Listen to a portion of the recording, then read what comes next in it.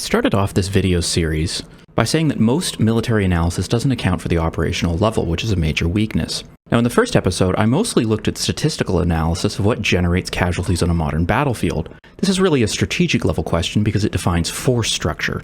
Now, in the second episode, I really looked at warfare from the tactical level, looking at how units disperse on the modern battlefield and how they move because of the lethality of artillery and the need to protect against that. In this third episode, I'm going to look at those tactical requirements driven by artillery, and I'm going to apply them at the operational level. And what I mean by that is, really you can avoid an artillery slog through dispersion, entrenchment, and maneuver. This creates very large units which have very extensive logistical requirements. I'm going to examine that in more detail, as well as look at just how much size do these units take up on a map. So going back to the beginning of the series, if you want to win a war, you can either kill the enemy or you can defeat them through maneuver. Killing the enemy is driven by artillery, and that takes up a lot of supplies. In order to survive, so far we've talked about dispersing, because then you get less lethality per shell, or maneuver, because it's hard to hit a moving target. Now there is a third option for surviving artillery we haven't talked about yet, which is entrenchment.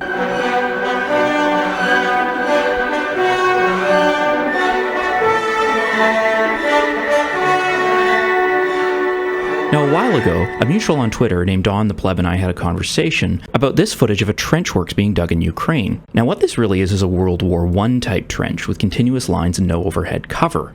The reality is that in modern warfare, it's almost useless.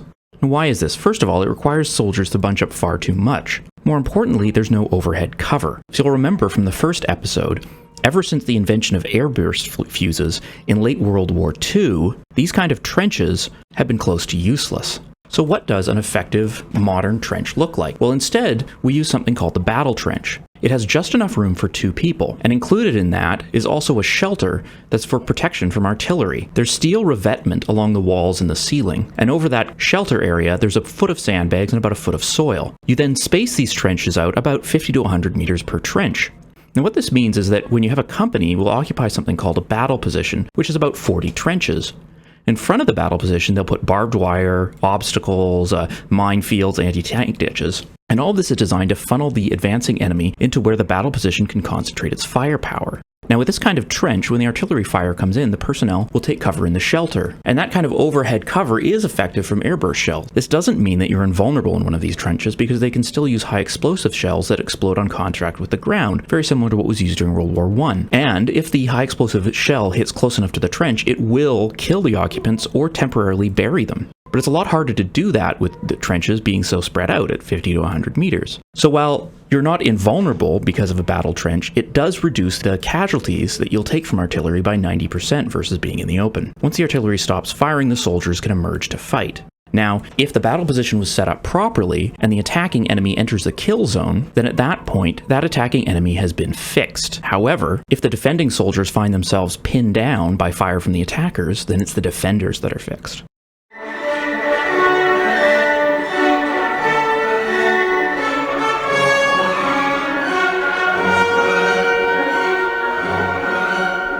Now, in the last episode, we also talked a lot about maneuver. However, that was largely in the context of using maneuver to survive artillery. But maneuver isn't just a survival technique. It can also be used to win a war, without having to bleed the enemy white like it happened in World War I.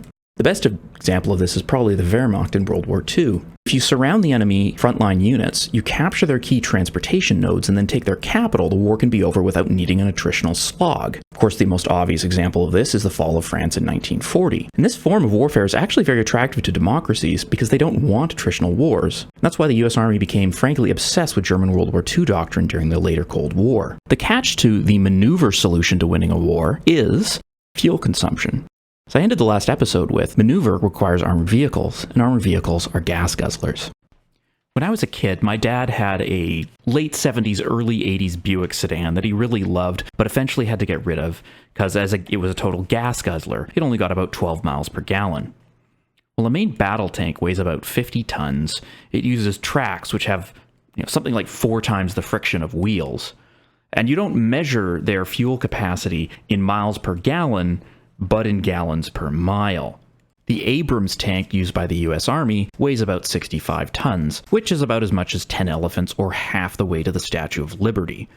Its fuel consumption is about 0.5 miles per gallon. Now, there's some other NATO tanks, like the Leopard, that do much better. They almost get up into the range of 1 mile per gallon, usually being somewhere around 0.8. Now, much more numerous than tanks within any modern military unit are infantry fighting vehicles. These also have tracks and armor, but not as heavy, and they tend to carry about a section of infantry each. Their fuel consumption is somewhat better. By somewhat better, I mean they get between 0.75 and about 1.2 miles per gallon, depending on the vehicle. Now, at this point, we're starting to put together a pretty good picture of the amount of supplies that are consumed by some of these units. If you remember back in my previous video, I showed you the video of the artillery piece firing in Afghanistan and pointed out that they could fire off all of the rounds that were on the 2 pallets within a couple of minutes. I also pointed out those rounds weigh about 100 pounds each. In fact, it's not unusual for artillery pieces during heavy fighting to fire 200 rounds a day. Now, with the amount of artillery in most brigades, that means they're firing off something around 1.5 million pounds of ammunition just for artillery shells per day during heavy fighting.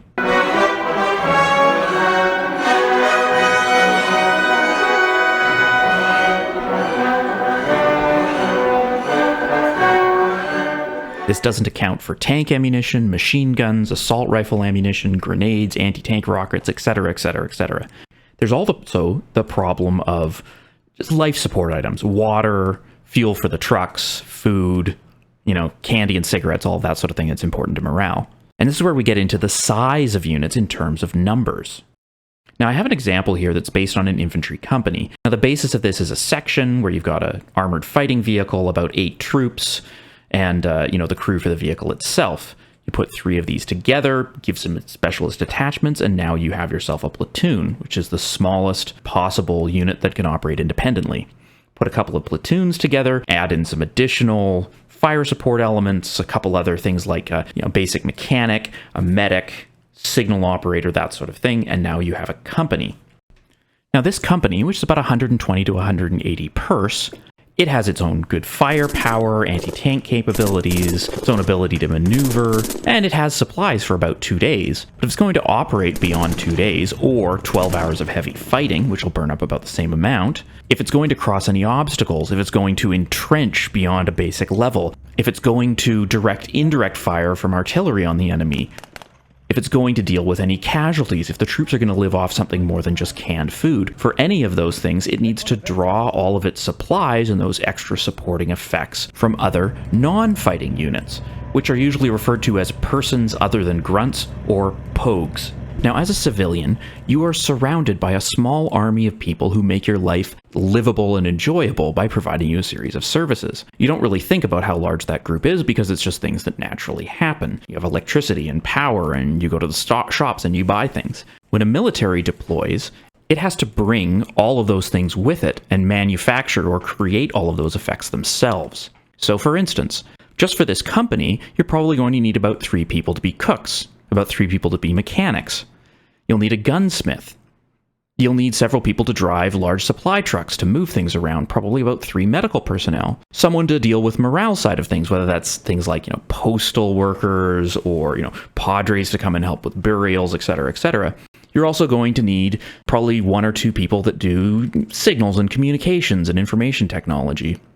You're going to need probably another 2 clerks that deal with pay and rations and all sorts of things like that. Probably 2 people that are just focused on planning, and probably about 2 people that are in what you'd call skilled trades, is when you get into things more like carpenters. So just for this group of 120 to 180, you've got about 22 pogues that just need to support this company.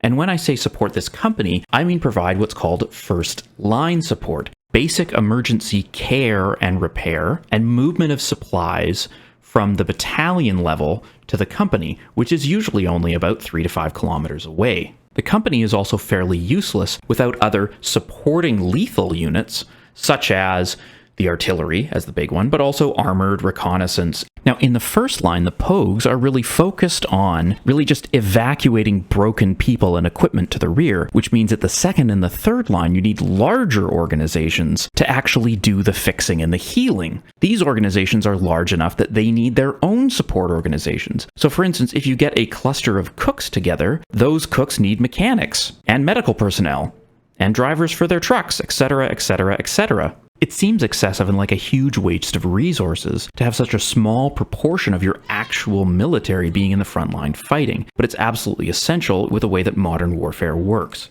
So the picture of modern warfare that I hope I've built so far is of combat units, that is the teeth, that require a huge amount of supplies going forward, and have a large number of broken people and equipment going backwards. Also, because the military has to function as a self-contained society, they need to bring along everything they need to support them, not just for fighting, but for the necessities of life. And to keep fighting after the first 48 hours, there needs to be an enormous network of persons under the grunts, pogues, stretching back to large workshops, warehouses, and hospitals in the third line, and ultimately at that nation's industrial base.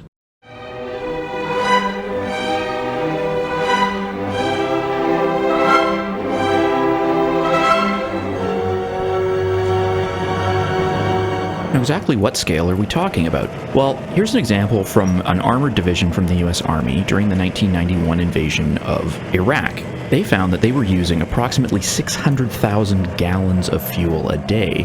Now, this is a unit that's very heavy on the Abrams tanks that are gas guzzlers by anyone's standards, but still, that's within about the range you'd expect. This worked out to about 19,000 tons of fuel a day. They also expended about 5,000 tons of ammo, 450 tons of water, 150 tons of fuel, and about 1,000 tons of miscellaneous other stores. Now, with the size of vehicles that they have, that's about 11,000 truckloads of supply per day for a division that probably numbers somewhere in the range of about 12 to 14,000 soldiers. You may remember I had the example of an infantry company and it having 48 hours of supplies contained within the unit, or as I said, about 12 hours of heavy fighting because they burned through that amount in the same period of time. Now, that company also has the only vehicles that have really the capability and the time for their route to go properly off-road. The battalion, which is one level up, also holds an additional 24 hours of supplies. But it has them in trucks that are all-wheel drive, but that really means that they can go on dirt roads rather than properly be able to go cross-country. The brigade will hold another 24 hours of supplies that are held at the brigade service area, or the BSA. There's another 24 to 48 hours of supplies that's held by the division. These are brought forward to the brigade in trucks that technically have the ability to use dirt roads, even slightly washed out ones, but in terms of time, they need to stay on good concrete roads where they can make relatively high-speed moves. The division then reaches back for supplies to large warehouse complexes that hold usually 30 to 90 days of supply. What you really need for movement between these warehouses to the divisional level is either rail transport or very good highways.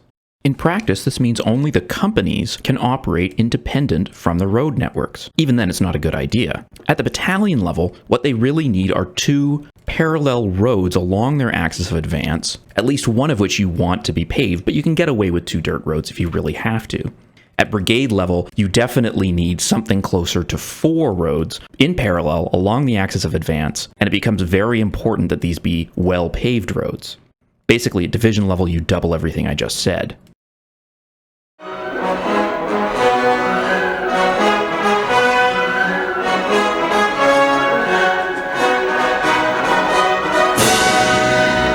Now that we have a concept of the amount of space these units take up, their logistical requirements in terms of volume, and their logistical abilities in terms of what roads they need to support them, let's look at that same diagram from a NATO opposition force brigade, which has absolutely nothing to do with Russia or China.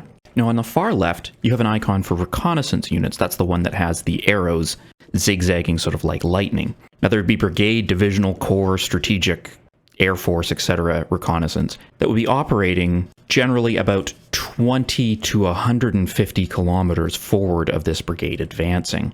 You then have 2 battalions taking up a main axis and a secondary axis.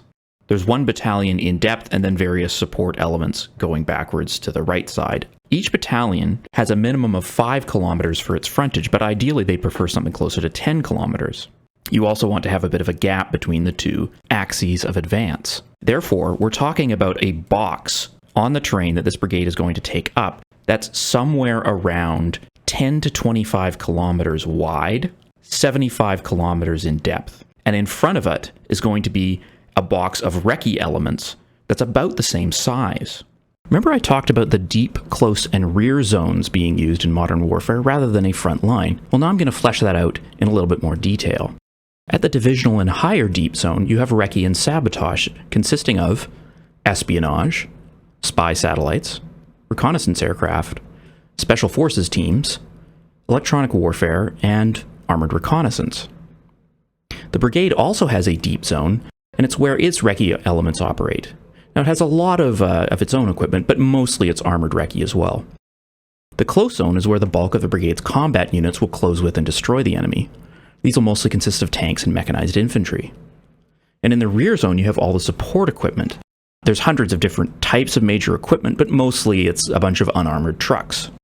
Now, this also links into the kill chain that we discussed earlier, as answering the question, how do you fight in a dark cellar? Now, the divisional and the brigade deep zones is where the find function occurs. It's where you attempt to locate the enemy. The fix function takes place between the brigade deep zone and the close zone. Now, happens inside the close zone. That's what the armored and the infantry are for. And the ability to exploit is because you have all of that sustainment coming out of the rear zone that allows you to keep fighting after you've destroyed the first set of enemy that you've come across. Now next, I'm going to show you how a brigade's footprint on a map actually plays out in real life. When we were looking at routes earlier, I showed you a map that included the western approaches to the small city of Worcester in upstate New York.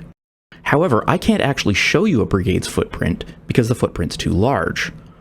I need to zoom out not only to here, but to here. So now I'm going to show that same 25 by 75 kilometer box for a brigade making an advance onto Worcester. And remember, this is just the brigade's footprint. It doesn't include the divisional and higher deep zones. With all of those logistical requirements, and an organization about this size is probably requiring somewhere around 5,000 truckloads per day, everything needs to go on good dirt roads, but preferably concrete roads, up until it gets into that last 5-kilometer gap between the battalion level and the company level, which is so small that it's not even shown on this diagram. It's just part of that advance guard for the main and the secondary axis.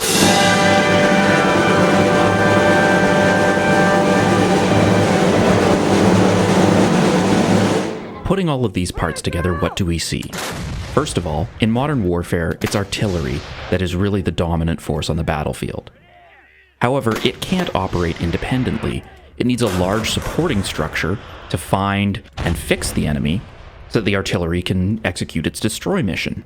There's also an enormous logistical tail and a frankly unbelievable amount of supplies that are needed by these large modern units. In order to avoid being sitting ducks to be massacred by artillery, these large units have to spread out to an enormous degree, meaning that they take up an awful lot of space in comparison to the Napoleonic era units. Put that together with their enormous logistical requirements, and you have a problem of needing parallel good roads in order to support any kind of advance. On the other hand, the borders of a country are very, very large. These modern military units are extremely expensive, and so the conscript large army that can defend the borders of a country is long gone. If you want to establish a solid front line where you're defending all of your borders, then you can only defend about 10 to 20 kilometers per brigade.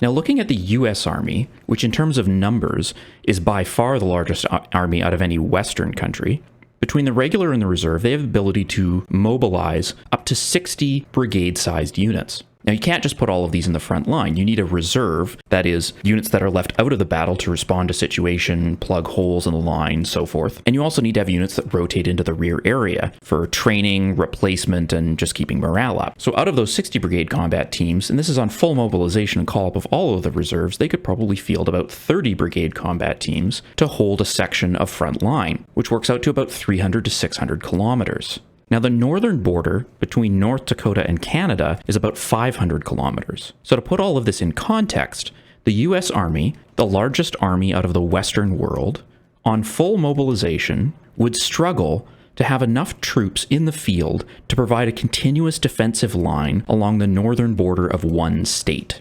This leads us to the final key to understanding the war in the Ukraine: terrain, from a tactical and operational perspective.